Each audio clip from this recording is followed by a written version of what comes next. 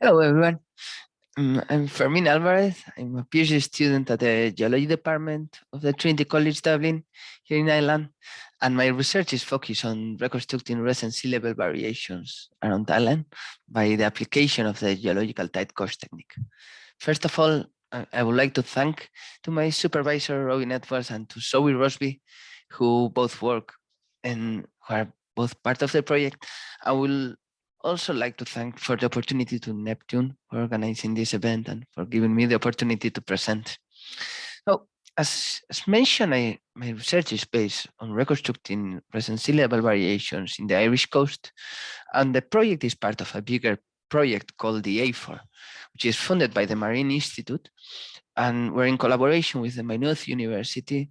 We work to try to understand the changing Atlantic and its impact in Ireland. So there are three different packages in this A4 project, and my PhD project is part of this work package 2, which is called the Advancing Knowledge of Sea Level Variations around Ireland.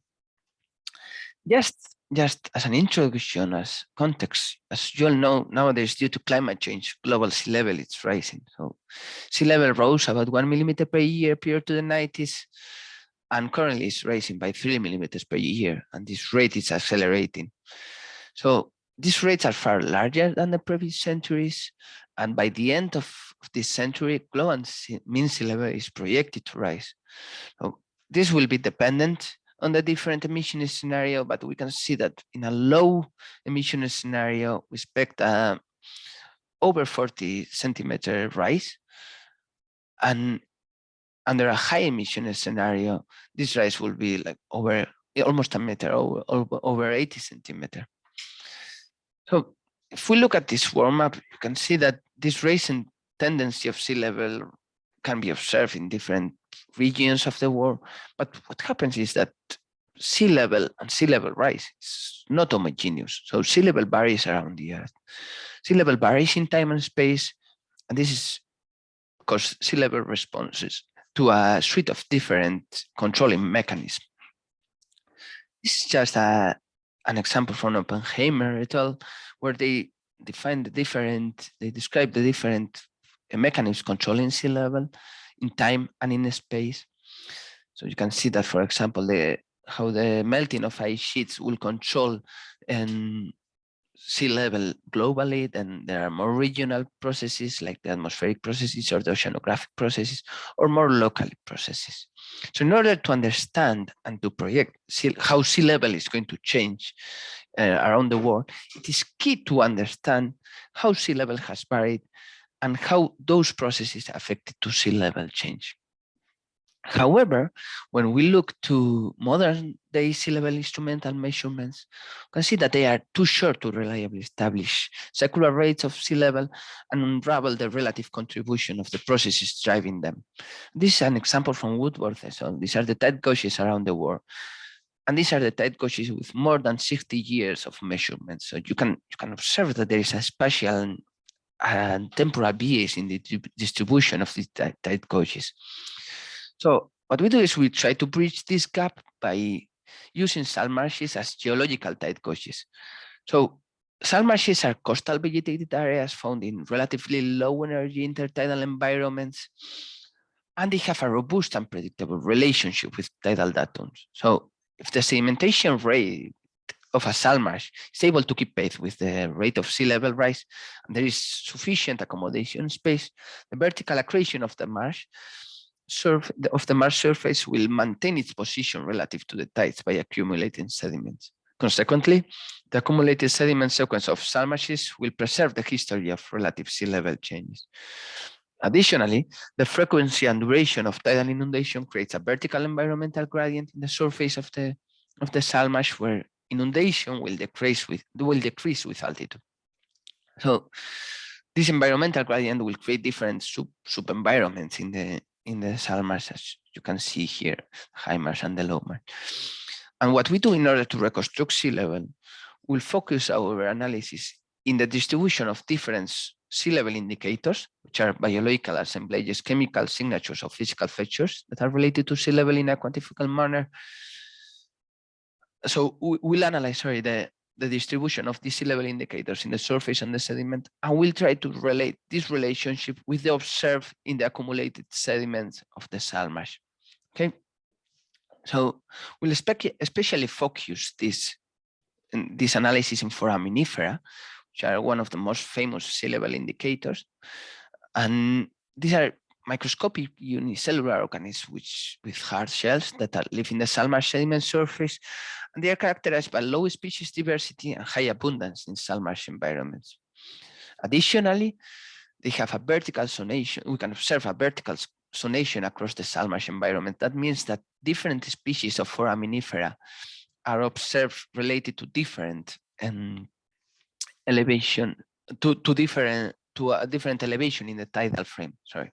So what we do is we try to analyze how the different species are distributed in the surface. We establish the relationship between these species and the elevation, and then we apply this relationship to those foraminifera, fossil foraminifera observed in the accumulated sediments in the Saltmarsh.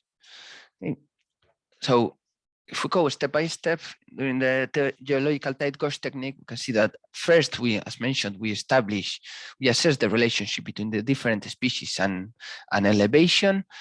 Then we count the fossil foraminifera in the sediment core, and we apply this relationship that we observe in the surface in the modern foraminifera to those observed in the core by using transfer functions to reconstruct elevation. We also make different chronologies of the core of the Saltmarsh core to create these edge reconstructions. These are done by applying different edge depth models, and then combining the elevation reconstruction and the edge reconstruction. This is done by different statistical modeling processes. We are able to reconstruct the relative sea level changes, okay, and rates.